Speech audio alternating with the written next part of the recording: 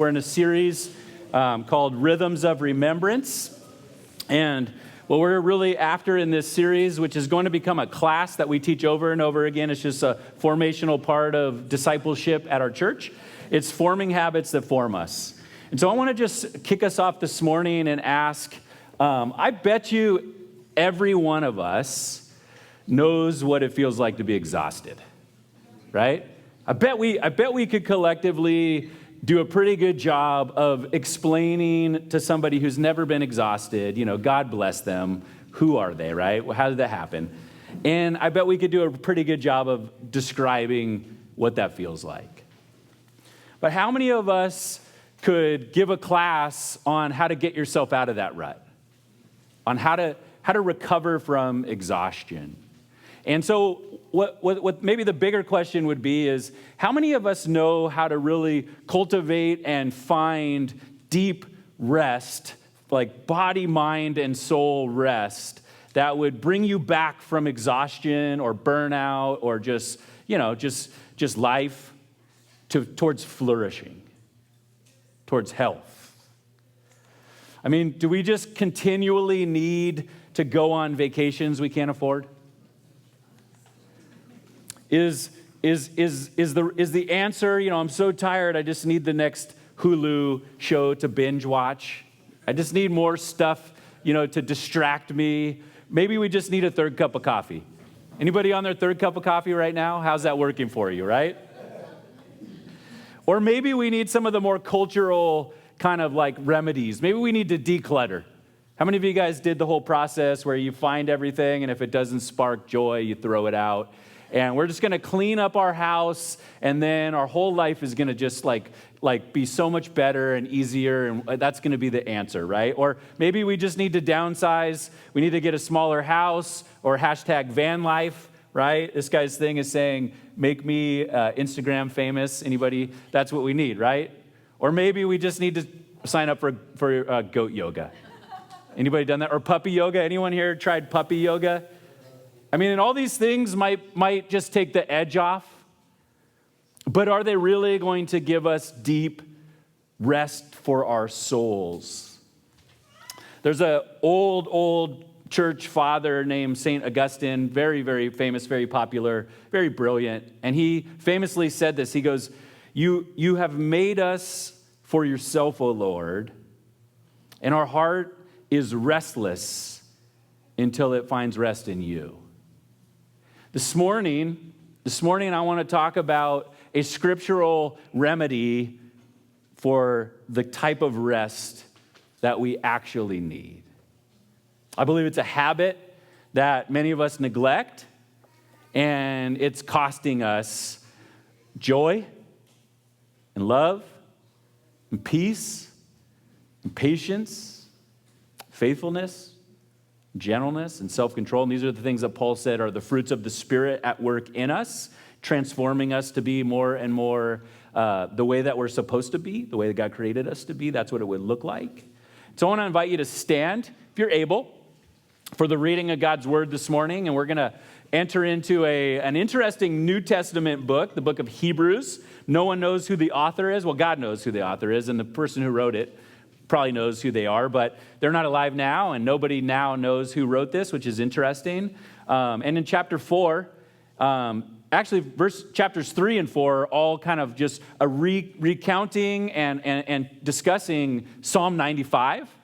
So this is the author digging back into the Old Testament and trying to bring it forward into the New Testament and talking about how it's still relevant in the New Testament. And he says this in the middle of it. He goes, therefore, a Sabbath rest remains for God's people. For the person who has entered his rest has rested from his own works, just as God did from his. Let us then make every effort to enter that rest, so that no one will fall into the same pattern of disobedience. Now, this is God's word, and you may be seated. And so the first line there is brilliant. The first line here is brilliant. It says, therefore, and as Bible students, what do we know a therefore is? It's a conjunction, right? It conjoins it with something that came before it. Therefore is saying that he's been talking about something already, right? There's a reason why what I'm saying is relevant. And like I said, he's been really unpacking Psalm 95, which I would encourage you guys all this week. Pull out Psalm 95 once a day and read it. It starts with praise. It's supposed to be, we're going to actually read it at the end of our time before we enter into worship. So just so you know, but he's been unpacking kind of like as a commentary Psalm 95 and bringing it forward, contextualizing it for the New Testament era, which we live in. And he goes, therefore, a Sabbath rest remains for God's people. And this word Sabbath is the word sabbatismos. It's a Greek word, and it's very interesting. This is the only time this word is used in all of the Bible. Right?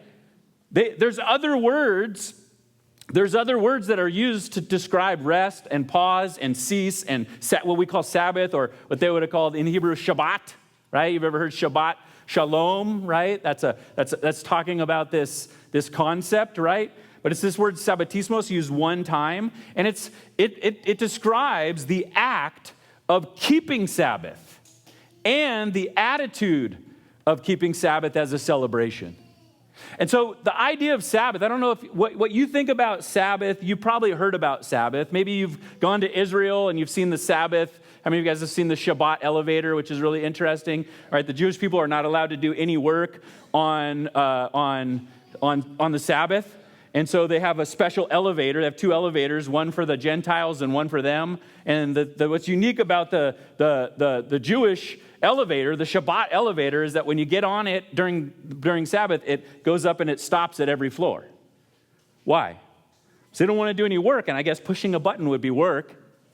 And so what the Jewish people interestingly do is they go into the Gentile one and they go, hey, would you push number 4 for me, right? It's their workaround. Right? Is that what Sabbath is all about? Is it just this this religious thing, this burden that kind of, I don't know, right? Or is Sabbath just something that's in the Old Testament, right? It's this old law that they were supposed to do. Is it something that Jesus overturned, right? Jesus is constantly getting in trouble, if you read through the Gospels, because they're saying he's not keeping Sabbath, right? He's doing this on the Sabbath, and you shouldn't do that, right? By the way, Jesus never broke the true Sabbath. He just broke their religious connection to it. They didn't understand what it was really all about, and he was trying to correct it, not rip it off, right? Is Sabbath something that you keep? What would it look like for you or I to keep Sabbath? Should we keep Sabbath? These are great questions, right? But it's the act of keeping Sabbath and the attitude of keeping Sabbath. So it's more than just something you do. There's meaning to it. There's a celebration to it. I would argue that Sabbath is more about a celebration of something than it is about an act that we do. But there is an act that we can do that helps us celebrate it. And I believe that if we would do that, it would be really good for our souls. Sabbatismos hinges on creating a rhythm and a practice of Sabbath in your life as a way of celebrating something, which we're going to talk about. Walter Brueggemann says that in our own contemporary context of the rat race of anxiety, any of you guys relate to that? The celebration of Sabbath is an act of both resistance and alternative. Resisting what the world is forming in us that is causing us to be exhausted. It's a resistance to that, and it's an alternative to that. And he says it is a resistance because it is a visible insistence that our lives are not defined by the production and consumption of commodity goods, right? Listen, this is speaking to me primarily. Kenny, you don't need all of the things that are in your Amazon cart right now in order to be happy. You don't need it. It's just consumer consumption. How's it working? It's not working. You don't need the next thing to come out. You don't need the next vacation. You don't need... Maybe those things are good. I'm not saying those things are bad. I'm saying those things aren't going to work with the type of deep soul rest that is intended intended by God for us to have as God's people. And so in Hebrews 4:9, it's interesting, right? It says, therefore, a Sabbath rest remains for God's people. Now, what I want you to see is that we're supposed to read this word remains exegetically. We're supposed to read it as a gift or an offer that we didn't miss out on. Now, I was just thinking about in Halloween time, right? I love Halloween. I know maybe as a pastor, you're like, oh, he loves Halloween. Well, I love Halloween, right? It's a fun holiday. I don't love some of the things that it represents, but I love some of the things in our culture. It's community and family and some of those things, like getting out there and meeting your neighbors and stuff like that. I'm into that, right? And when I was a kid, you might have experienced this, like at least back in the 90s. You used to go out and everybody we'd all network, like, where's the good candy, right? We don't want to miss out. And there would always be one glorious house that would have, what would they have? Full-size candy bars. And you would just skip all the other houses, and you're like getting there, and you're like, whoa. And this is what you don't want. You don't want to hear, you missed out. Here's a handful of pennies instead. That's the worst news that you could ever hear on Halloween. And so this word remains is like the big candy bar remains. I didn't miss out. That's what he wants you to get here. There's a Sabbath rest, and you did not miss out, New Testament people. Church age, you didn't miss out. He's like I said, he's pointing us back to Psalm 95. And so part of that, the big thing that he's connecting in Hebrews 4 and Hebrews 3 is this: today. The word today keeps bringing it up in Hebrews. It's like 3 or 4 times in this section, he's referring back to Psalm 95, this idea where he goes, today, if you hear his voice. Whose voice is that? Yahweh. Do not harden your hearts, as at Meribah, as on that day at Massah in the wilderness, where your ancestors tested me and they tried me, though they had seen what I had done. Now, Meribah for the Jewish people. So 500 years before this happens, Psalm 95, 500 years later, they're still talking about it. Because Meribah had become more than just a place for the Jewish people. The Jewish writers, the Jewish teachers, the Jewish rabbis, they talk about Meribah, and it had become this shorthand for when we start grumbling against God. When we start testing God. When we start refusing to trust God's ways. I'll just go my own way, or the culture's way, right? I don't know. Or when we refuse to be satisfied in what God has for us. So when they would say, remember Meribah, it represents just a grumbling against God, a rebellion against God, a bad attitude against God, a distrust of God. And so he goes, today, if you hear his voice, do not harden your hearts as at Meribah. And then in Hebrews 4, 7 through 8, remember we have a therefore? This is what comes right before. This is part of the therefore. This is what he was talking about. He quotes Psalm 95. He goes, today, if you hear his voice, do not harden your hearts. For if Joshua had given them rest, God would not have spoken later about another day. It's interesting, right? So Psalm 95, he says the same thing. He goes, today, do not harden your heart like in Meribah. That happens the first generation when Moses was leading the people out of Exodus. That's the first generation, and they wander in the wilderness, and that is who first grumbled. There was a today that happened there. That was a today. And then one generation later, right, is when Joshua actually took them into the promised land, supposedly to find rest, right? Finally, they were in slavery, and then they wandered in the wilderness, and then they finally got, it's like that idea of rest. And so the author of Hebrews, it says, today, that's New Testament time, 1,000 years before Hebrews was Psalm 95, it's talking about today, and then back a generation before, it was today. And then he's saying, in the New Testament, you didn't miss out. In other words, there's still a today. God is continually offering this to every generation. That's what he's trying to unpack for us here. Does that make sense? There's a today. This remains. This is the heart of our God. This is a part of his redemption. Biblical redemption is, we believe that God created everything, and when he created it, it was good. And if you lived in that, in his creation and just followed him, everything would flourish together, would work together for the good, right? And it would just flourish. But there was a fall, an interruption, a rebellion. And now things don't work well. And God is constantly in the process of redeeming. Redeeming is bringing things back to the way they're supposed to be when everything flourishes, right? And he's saying somehow, even in this chaos that we live in, when things aren't perfect and exhaustion is knocking at the door, there is a way to enter into a rest, and we didn't miss out. That's where we're at so far. We see that Joshua led the people into the promised land, and he said today they're supposed to respond how? Trust and obey God's invitation to follow his way. When they entered into the land, was the land itself the rest? That's what they thought. If I just get to the land, everything will be fine.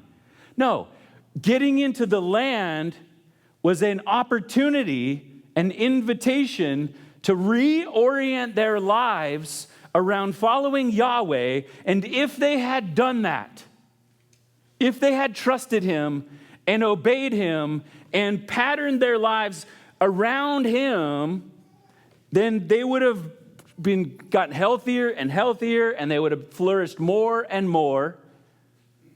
And yet, they didn't. They didn't. They wanted what the other culture had. They even wanted to go back to Egypt, where they were in slavery. What they didn't want to do was just trust and obey Yahweh and believe that this would lead to flourishing. Sabbath is an offer that we can say yes to today. And it is about trusting God, and it is relational. Those are three things I want you to think about. Sabbath is an offer that we can say yes to today. Right now, if you're like, okay, this is resonating with me, I'm thinking I want this, start praying. Holy Spirit, show me how to do this. Show me how to say yes. But I can tell you that it's about trusting God. There's something in it that's more than just about, like doing something, doing more things, more activity. It's a heart issue. It's a soul issue where you start trusting God. And it's relational. You cannot Sabbath without Jesus. You cannot Sabbath without Yahweh. It's not something you just stop, it's not just a day off. If you're not a Christian, you can't Sabbath. You can't. You could take a day off. That's what it's called. It's called a day off. But Sabbath is taking a day off and celebrating your relationship and entering deep into your relationship and enjoying your relationship with the living God. If you can't do that, then how are you going to Sabbath?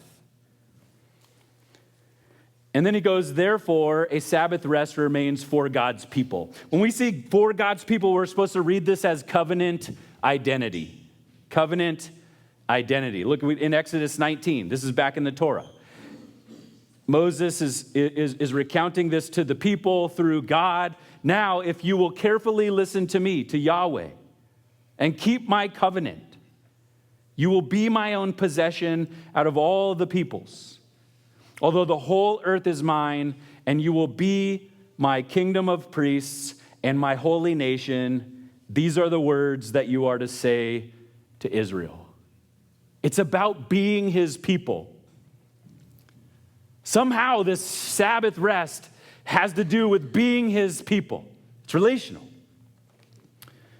What was the Sabbath doing in the nation of Israel as their covenant people? That's what I want to think through for a second. What was it supposed to do? What was Sabbath supposed to do for God's people? Now, they had been in slavery for 400 years, and now they've been freed from slavery, but they're still institutionalized. Remember Red from, what was the Shawshank Redemption? Been in prison for so long, he got out of prison, and he couldn't function out of prison because he had been institutionalized. They had been institutionalized as slaves. They didn't know how to not be slaves. And God, when you're a slave to Pharaoh, it's 7 days. It's work hard. It's do more. It's you're just a number. You're just a, right? You're just being used. And God is saying, no, you're more than a number. You're not just about what you do. I care about you. So begin to reorient your life. And one of the ways I'm going to teach you to do that is actually taking a day off with purpose to celebrate. And what this is supposed to do in the scriptures, Sabbath is supposed to be a mark of their identity. We see this right from the scriptures. You must observe my Sabbaths, for it is a sign between me and you, so that you will know that I am the Lord who consecrates you. Sabbath is a way of us reminding our souls that we are not God. That it is not up to us. That we have a God that we can surrender to and give our lives to and trust that he will lead us and guide us and provide for us. That is our identity as covenant people. Now, the nation of Israel was supposed to be what we call a lighthouse nation, or I call a model home nation. In other words, all of the other nations around were supposed to watch Israel follow God and trust God and do things God's way. And when they did that, the promise was that they would begin to flourish. And it would be so wonderful that all of the other nations would see that like a lighthouse and say, that's the way to live. And they would want to follow Yahweh. It was supposed to spread. It wasn't supposed to be Israel was special. Israel was supposed to be God working in and through Israel to spread his goodness to the rest of the world. Which is the same thing he was trying to do with Adam and Eve in Eden. Take this to the rest of the world, right? Go be fruitful and multiply to the ends of the earth. Genesis.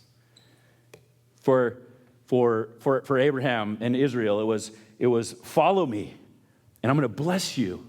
You're going to you're going to show people what the good life looks like, what it's supposed to look like. And they're going to want to follow you. They'll all be blessed through you because they're going to want it too, right? And so it's a mark of their identity. Sabbath publicly brands Israel as God's.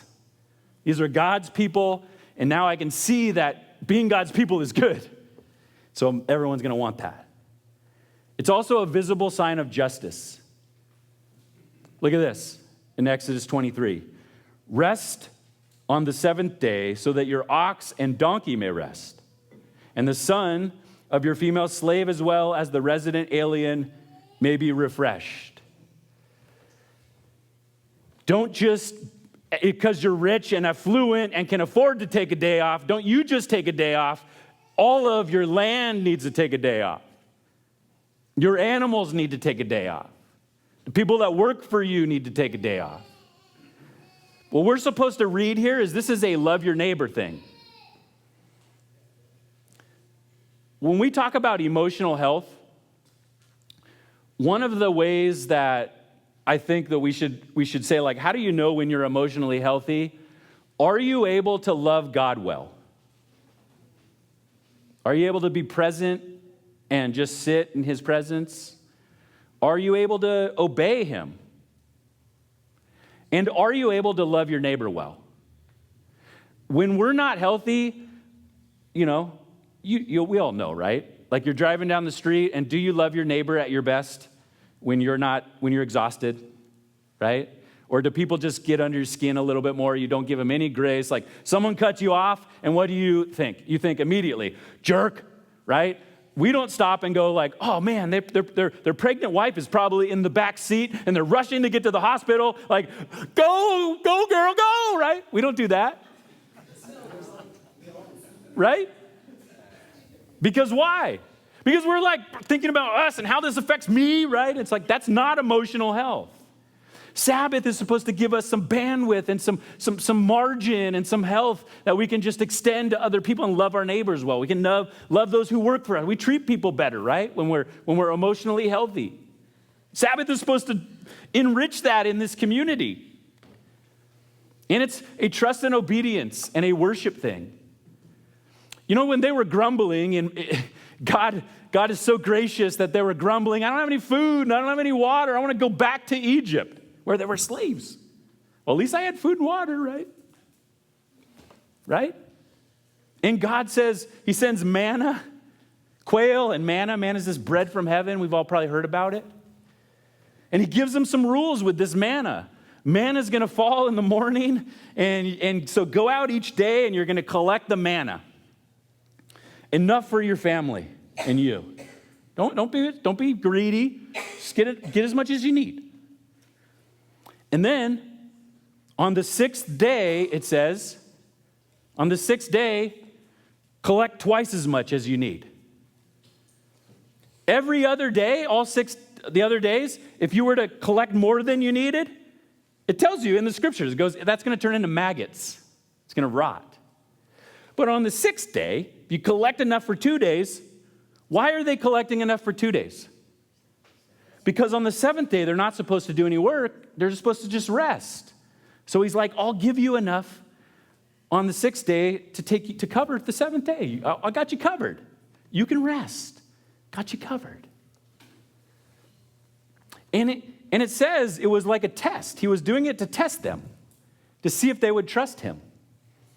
And of course, we all know what would happen. It would probably be me. On Tuesday, like, some people went out and like I got to get a bunch, right? I got to hoard it. Anybody a hoarder? I'm worried about the future. I just got to get so much now so I can feel secure and I can rest. I would only be able to rest if I had so much that I didn't have to worry anymore, right? Never works. That's a human lie. You're lying to yourself, or someone's lying to you. So Sabbath trains the heart to trust God's provision and not our own production.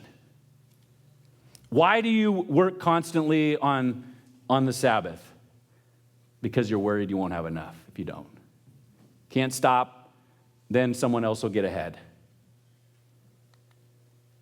So, therefore, a Sabbath rest remains for God's people. This is good news. And then it goes, for the person who has entered his rest has rested from his own works, just as God did from his. Now, this is the debate about earning versus entering. Earning versus entering. And this jumps into the gospel, right? Can you earn your salvation? But how many of us try? We try to earn the favor of our God. Even people who are atheists do this. They just have a different God, right? I want the people to love me. I got to earn that, right? Got to earn all the likes, right? I want to have millions of dollars. I want to be wealthy. Got to earn that, right? Got to earn that. My God is money. Got to earn that money, right? Whatever is your God, we try to earn it all on our own. We try to rise ourselves up from the bootstraps, right? Those are the greatest stories that we could tell, right? Versus entering. Entering is this idea that something has been prepared for you and that you don't need to earn it, but you do need to enter in and receive it, right? You guys seeing the gospel implications here? And so there's an earning versus entering. So he says, for the person who has entered his rest has rested from his own works. We've rested from our own works. It's not up to me and my works. I'm going to enter into something that's been prepared for me. I don't need to work harder. I don't need to work longer. I need to receive it. There's something there. I need to figure out how to enter in. and receive it, just as God did from his. What is this referring to? This is referring to Genesis 1, how it all begins.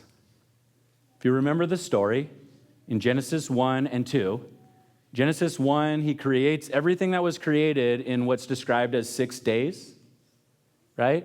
It's a wonderful pattern.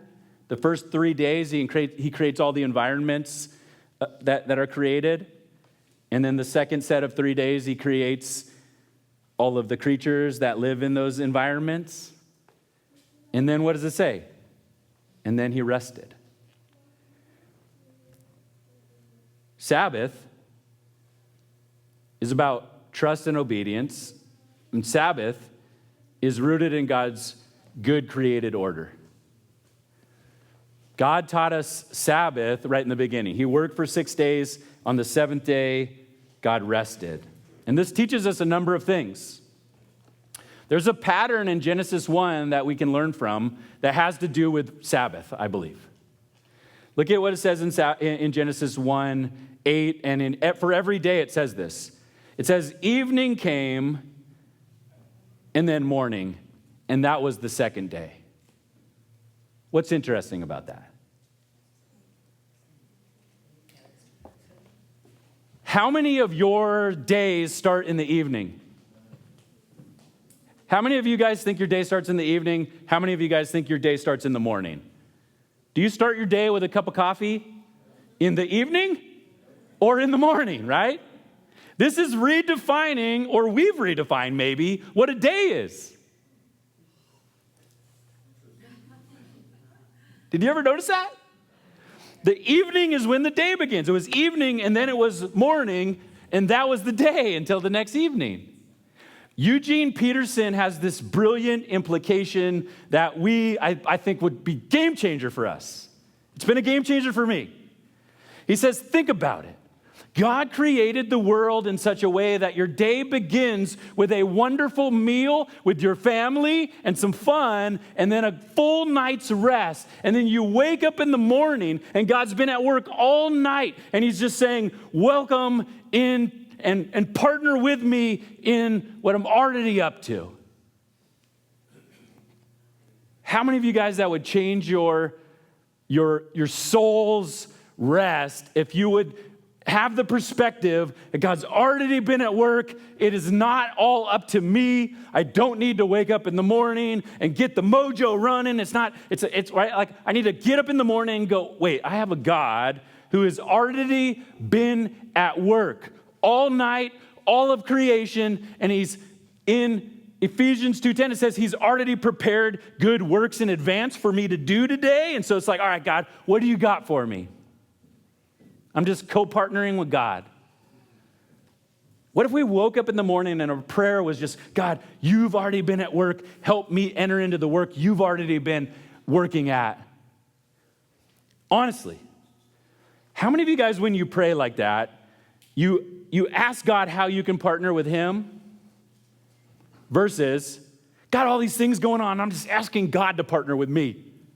I'm asking God to help me rather than realizing he's just asking me to join in what he's already doing. Do you guys see the difference in the stress load and the weight that you would carry through life just from what we should be learning from Genesis 1? And then we see on the seventh day, God had completed his work that he had done, and he rested on the seventh day from all his work that he had done.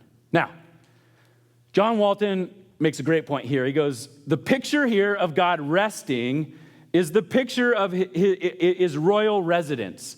It's God taking his seat to rule and to receive worship. Sabbath is participation in God's rule. In other words, God did all of the work, and then he sat down on his throne and celebrated it. Sabbath is us reminding ourselves that God is on the throne. Hebrews is saying you can rest from your work. Why? Because God has already done the work. And so Sabbath is also rooted in the finished work of Jesus. Is there anything that you can do to earn your salvation? Why? Because it's already been finished. So the author of Hebrews says, if you read on, you're going to see. Like, if you read on, we won't dig into it. You can read through Hebrews today, and you'll see. What he's building at is just like God worked for 6 days, and then he rested on his throne. Jesus came and did all that was needed to be accomplished in his life, in his death, in his burial, in his resurrection, in his ascension, and also in his return, his promise to return. He's done all of the work. Listen, who you vote for is not going to affect the plan. Not the ultimate plan. God wins. He comes back, he makes all things new. That's done. I mean, it's as good as done. Like, it's the promise is there. When he comes back, nothing can change that. I'm not saying voting isn't important and caring, because justice matters. Caring for our neighbors matters. But I'm just saying, in your soul, there should be a level of security where it's like, man, I have a secure hope. Because it's rooted in the finished work of Jesus. In Hebrews 10, he goes, but Jesus, after offering one sacrifice for sins forever, sat down at the right hand of God. The author of Hebrews brings up this picture of God in Genesis, where he finishes his work and then he sits down on the throne, and he's like, and Jesus finished his work and he sat down on the throne. Sabbath is also rooted in the new creation that will be established when Jesus comes back. Look what it says in Hebrews 13:14. For we do not have an enduring city here. Instead, we seek the one that is to come. In other words, Sabbath is a celebration of what? Of the fact that God has saved us. And the work is done. And that he's coming back and he's going to make all things new, and nothing can change that. Nothing can rob that. Nothing can ruin that. And so we celebrate. Hallelujah. Sabbath, that's what I'm talking about, right? Sabbath is a celebration of all of this. Did you guys know that? It's not just a day off, is what I'm saying. It's not less than that. But it's understanding like what you're actually taking a day off to do is really important. And in Hebrews 4:9-11, it goes, let us then make every effort to enter that rest, so that no one will fall into the same pattern of disobedience. Now, there's a bit of a paradox here. It's intentional. Remember the entering versus earning, right? Wait. In one verse, he's saying, don't earn it, just enter. And now he's saying, make every effort. What's going on here, right? What's going on here?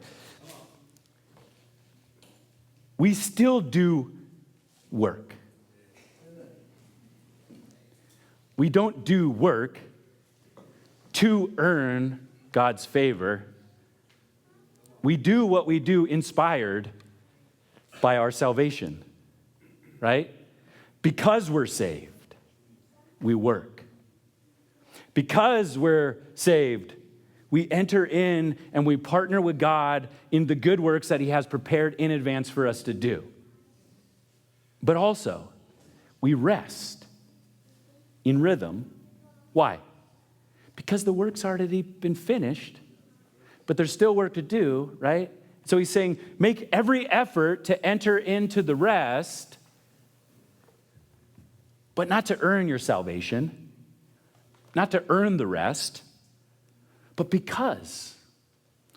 One way to think about this might be, if we were to really figure out how to work hard for the right reasons for God in those 6 days. And by the way, that practically probably looks like you should probably limit the actual work that you're doing to 5 days. 5 days of working to get a paycheck. And then that leaves you a day to do the other work you need to do, your chores, work around the house. And then that leaves 1 day to cease, to Sabbath. And then what happens in that Sabbath is we're refreshed and we're more able to go out and do that work with a healthy heart, rested, not exhausted. We're able to love God and love others. Does that make sense? So make every effort. Now, Dallas Willard speaks to this and he goes, grace is not opposed to effort, it is opposed to earning. We're saved by grace, we live by grace, but grace is not opposed to effort, to putting some effort into it, using some elbow grease, doing some things. It's opposed to earning. Earning is, I'm doing the effort to earn God's love or God's favor or whatever it is, right? Whereas entering in is saying, I'm going to enter into God's grace because he's already done the work, and then I'm going to work out of that freedom, that joy, that the Holy Spirit working and stirring me up. Why? Because there's other people out there that need to get free too, right? Now we're like that lighthouse nation. We're just living in the joy of God, in the freedom of God, and other people are seeing us flourish and going, man, how do I get that freedom? But it takes effort to trust God. It takes effort to trust God. If your life hasn't led you to ever doubt God's goodness, I mean, get involved, dude. Right? You're not trying hard enough. I mean, life is life. Life is hard. We're in the middle of a tension of the already and not yet. God has already come and done the work necessary for us to have a relationship with him, and he's promised that he'll come back and make all things right. And when he does, we won't need to heal anybody in the afterlife, right? And there'll be no evangelism left to do, but there'll still be work to do. Because it's a part of the dignity of partnering with God. It's part of being human. It's part of the good creation, right? But it takes effort to trust God. And when we're in the middle of the tension between when he came the first time and he comes, it's hard. And when it gets hard, bad things happen to good people. And we're like, why, God? It doesn't make any sense. And it takes work to continue to trust. It's possible. God has given everything you need in order to maintain that trust, but it takes work. Anybody disagree with that? Right? It just takes effort. Make every effort. It takes effort to love your neighbor. Anybody have a neighbor that it takes effort to love? Anybody sitting next? No, don't tell me. Right? Anybody, someone else is sitting next to someone that's hard to love, right? If you were sitting next to me, I'd be like, that's me. I'm hard to love sometimes. It takes effort to love your neighbor. Sometimes the effort is more than just in the moment figuring out how to muster up enough love. It's caring for your soul so that you're ready to enter into the hard spaces and endure, right? But it takes effort. It takes effort to practice the Sabbath as a celebration, right? If you're going to take a day off as a Sabbath, at the very end of our service, I'm going to walk you through a sheet that's going to help you maybe with some next steps if you want to do that. We'll do that together at the end. But right now, I want to enter into this text. It takes effort. If you were going to take a day off, you would have to do some things on that sixth day maybe. Just like they did, right, with the manna. They had to go out and collect twice as much on the sixth day, right? It takes effort. But let us make every effort to enter into that rest, is the exhortation, so that no one will fall into the same pattern of disobedience. What is the same pattern of disobedience? Well, he's been talking about the Israelites wandering and grumbling and not trusting, and I just want to go back to Egypt, my old life, or we just want a king like the other, right? We just want to be like the other culture, right? Like just, we don't want to live the way this world is living. We don't want to take our cues from the way this world is saying, this is how you live the good life. God's already told us. Now, I'm going to have the worship team come back up. We're in a series called Rhythms of Remembrance, and it's 10 weeks long. It'll become a class, and it's based on this idea of the triangle of transformation, where we believe if we can understand truth more, and we define that as truth is the way that God sees things when he looks at things. If we can see things the way God, if we can learn to see things the way God sees them in community. God's designed us to do this not individually, but in community, through some practices, and all empowered by the Holy Spirit. And so we're in this 3 weeks, we're in this truth mode, right? Truth is learning to see reality as God sees it. Now, why is Sabbath connected with truth in the triangle? It could also be practices, I would argue. But why is Sabbath connected with truth? Because it takes faith and it takes belief that God's way is better in order for us to reorient our lives around a rhythm where Sabbath is a part of it. Does that make sense? So what I want to do as we prepare to enter into worship is just ask this. What are some truths that Sabbath points us to that are worth celebrating? Maybe there were some that we talked about today, or maybe you haven't. Let's just do a little shout it out if you have one. What are some of the truths that Sabbath teaches us to celebrate and that are worth celebrating? We are saved by grace. We're saved by grace. Amen. It's the truth. God is trustworthy. God is trustworthy. That's worth celebrating. He's already done the work. He's already done the work. He loves those who persecute us. Is that what he said? So that what God is doing in us enables us to be able to love those who are our enemies or are persecuting us. I love that. Yeah, very practical one. I'm not a big deal. The truth, I'm not a big deal. God is a big deal. I'm not God. He's God. We were created to be small. This world's telling us, be a big deal. You're going to be miserable the more you become a big deal. You're not created to be a big deal. He's created to be the big deal, and we're just created to worship him, right? There's so many of these, right? God has already done the work. God is on the throne. God is coming back to make all things right, right? Amen. With that, we're going to enter into worship. I'm going to just read Psalm 95. If you want to stand with me, if you're able, I would encourage you to. This is where Hebrews author is inspired from. And it's written, as you'll see, as a call to enter into worship. Come, let us shout joyfully to the Lord. Shout triumphantly to the rock of our salvation. Let us enter his presence with thanksgiving. Let us shout triumphantly to him in song. For the Lord is a great God, a great King above all gods. The depth of the earth are in his hand, and the mountain peaks are his. The sea is his. He made it. His hand formed the dry land.